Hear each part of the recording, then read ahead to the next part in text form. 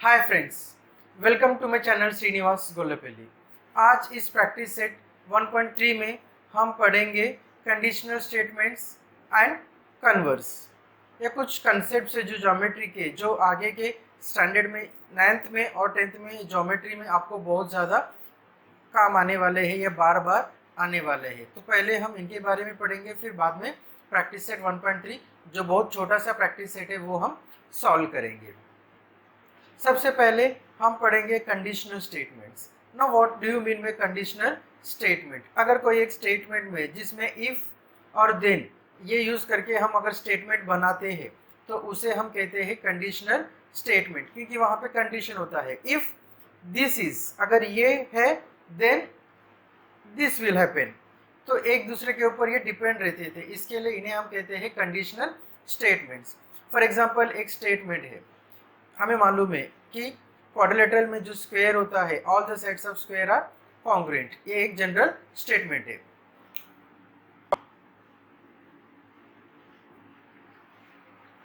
All the sides of square are congruent, ये general statement है। अगर यही स्टेटमेंट को हम इफ देन कंडीशन यूज करके अगर लिखना है तो हम कैसे लिखेंगे? If the given quadrilateral is square, if the given quadrilateral is square then all the sides are congruent, यानी कि अगर वो स्क्वायर है तो ही all the sides are congruent, ये कंडीशन सेटिस्फाई होगा। अगर ये स्क्वायर नहीं है तो वो कंडीशन नहीं है। तो first thing, if the given quadrilateral is square then all the sides of it are congruent, ये जो है ये कंडीशनल स्टेटमेंट है।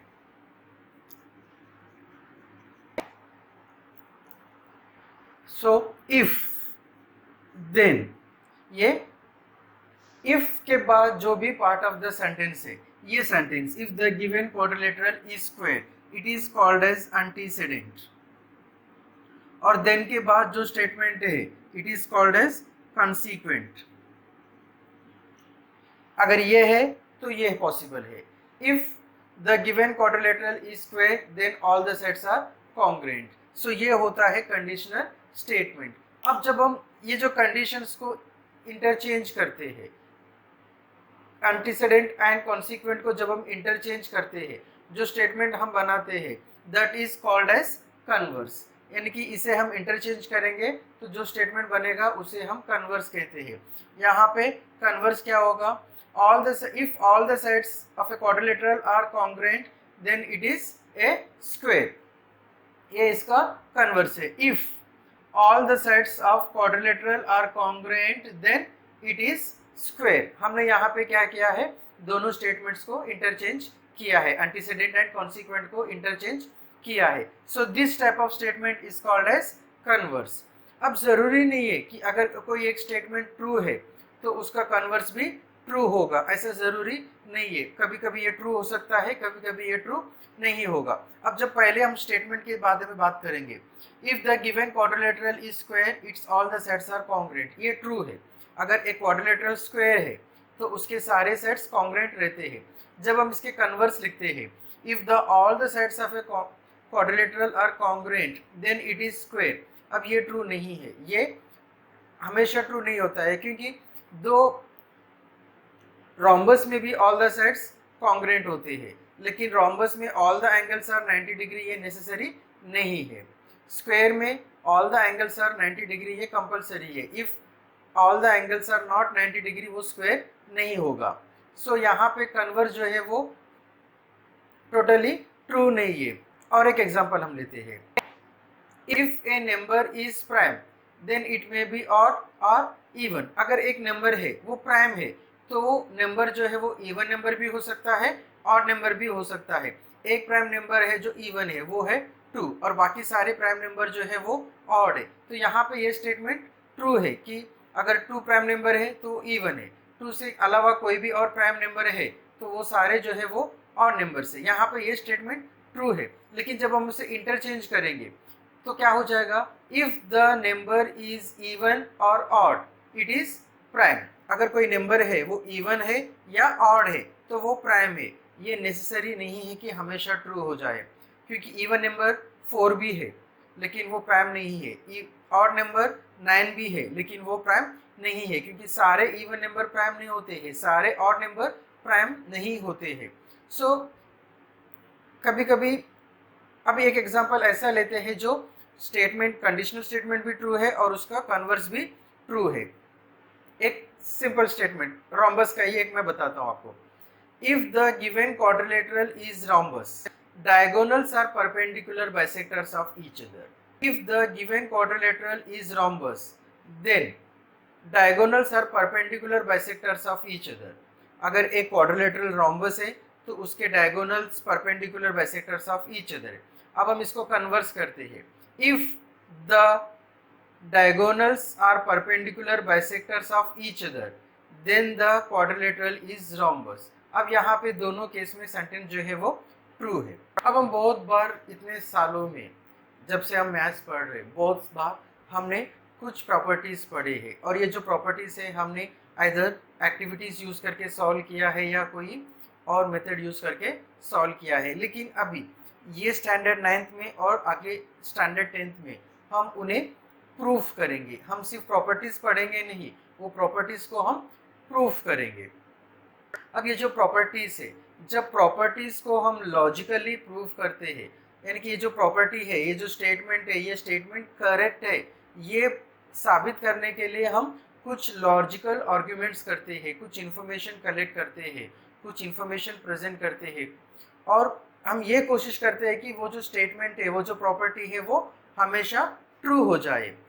जब वो प्रॉपर्टी हम लॉजिकल आर्ग्यूमेंट के साथ प्रूफ करते हैं, उसे हम कहते हैं थियरम, उसे हम कहते हैं थियरम। अब ये जो लॉजिकल आर्ग्यूमेंट और ये जो कंडीशन है, स्टेटमेंट है इफ और देन, इफ के बाद जो भी स्टेटमेंट आता है वो गिवन है। ये जो पार्ट है, इफ के बाद जो भी पार्ट है ये होता है गिवन, और ये जो पार्ट है कंसीक्वेंट, इसे हम प्रूफ करते हैं। तो इसे हम जब थियरम लिखते हैं टू प्रूफ, ये हमें प्रूफ करना होता है। और ये जो ऊपर स्टेटमेंट इफ के बाद जो दिया है वो हमारा गिवन पार्ट होता है। और जो भी हम लॉजिकल आर्ग्यूमेंट रखते हैं, लॉजिकल आर्ग्यूमेंट प्रेजेंट करते हैं, उस लॉजिकल आर्ग्यूमेंट को हम कहते हैं प्रूफ। अब प्रूफ जब हो जाएगा, वो प्रॉपर्टी को हम कहेंगे थियरम। और जब हम ये प्रूफ करते हैं, इसके दो मेथड होते हैं। एक मेथड होता है डायरेक्ट और एक मेथड होता है इनडायरेक्ट। डायरेक्ट और इनडायरेक्ट मेथड आगे जब नेक्स्ट चैप्टर में हम पढ़ेंगे थियरम्स, जब हम प्रूफ करेंगे, तब आप लोगों को समझ में आ जाएगा कि क्या इनडायरेक्ट प्रूफ है और क्या डायरेक्ट प्रूफ है। अब पोस्टुलेट्स, ये जो प्रॉपर्टीज है, ये कुछ प्रॉपर्टीज जो एक मैथमेटिशियन है, ग्रीक मैथमेटिशियन यूक्लिड, उन्होंने कुछ प्रॉपर्टीज मेंशन किया है जिसे हम कहते हैं Euclid's postulate, which are accepted by all the people, जो सारे उसे एक्सेप्ट किया है। For example, there are infinitely many lines pass through a single point. एक पॉइंट है, एक पॉइंट से हम कितने लाइन ड्रॉ कर सकते हैं? Infinite number of line draw कर सकते हैं। ये एक पोस्टुलेट है, यूक्लिड पोस्टुलेट। ये जो प्रॉपर्टीज थे उन्हें हम कहते हैं पोस्टुलेट्स। अब हम स्टार्ट करते हैं प्रैक्टिस सेट 1.3। अगर पहली बार मेरे चैनल में आए हैं तो मेरे चैनल को सब्सक्राइब कीजिए, साथ में बेल आइकन को प्रेस कीजिए, ताकि जैसे ही मैं वीडियोस बनाता हूं आपको नोटिफिकेशन मिलता रहेगा। और हाँ दोस्तों, मैं जो वीडियोस है स्टैंडर्ड 5th से लेकर स्टैंडर्ड 10th मैथ्स के जितने भी प्रैक्टिस सेट है, सारे प्रैक्टिस सेट के ऊपर वीडियोस बनाने वाला हूं। और ये चैनल का सब्सक्रिप्शन जो है बिल्कुल फ्री है, इसके लिए आपको कोई चार्ज पे करने की ज़रूरत नहीं है। क्वेश्चन नंबर 1, यहाँ पे स्टेटमेंट्स दिया है, इन्हें हम इफ देन फॉर्मेट में लिखना है। First one, the opposite angles of a parallelogram are congruent. So पहले हमें इसे समझना है। The opposite angles of a parallelogram are congruent. एक क्वाड्रिलेटरल है जो पैरेललोग्राम है, तो पैरेललोग्राम में अपोजिट एंगल जो होते हैं वो कॉन्ग्रुएंट होते हैं। अब इसे हमें इफ देन फॉर्मेट में लिखना है। If the given quadrilateral is parallelogram, then opposite angles are congruent. हमने यही स्टेटमेंट को if और then फॉर्मेट में लिया है। अगर वो क्वाड्रिलेटरल है और वो क्वाड्रिलेटरल पैरेललोग्राम है, तो हर पैरेललोग्राम में अपोजिट एंगल जो होते हैं वो कॉन्ग्रुएंट होते हैं। जब इसे हम थियरम करेंगे तो थियरम में ये जो पार्ट हो जाएगा, if the given quadrilateral is parallelogram, यहाँ तक का पार्ट हो जाएगा गिवन, और ये जो है अपोजिट एंगल्स आर कॉन्ग्रेंट, ये हमें प्रूफ करना है। So now next question, the diagonals of a rectangle are congruent. Rectangle में जो डायगोनल्स होते हैं वो कॉन्ग्रेंट रहते हैं, इसे हमें इफ देन फॉर्मेट में लिखना है। If the given quadrilateral is rectangle, अगर गिवन क्वाड्रिलेटरल रेक्टेंगल है then the diagonals are congruent. This is the answer. Question number 3. If an isosceles triangle, the segment joining the vertex and the midpoint of the base is perpendicular to the base. एक isosceles triangle है, so isosceles triangle means two sides are congruent. ये दो side congruent हम मान लेते हैं. So what is given? The segment joining the vertex and the midpoint of the base, base का midpoint और vertex का ये जो segment AD है, this is joining vertex and midpoint of the base BC, ये इसे हम कहते हैं median. So in an isosceles triangle median is perpendicular to the base. ये जो median होता है यही perpendicular होता है, ये हमें ये स्टेटमेंट है, तो इसे हमें इफ देन फॉर्मेट में लिखना है।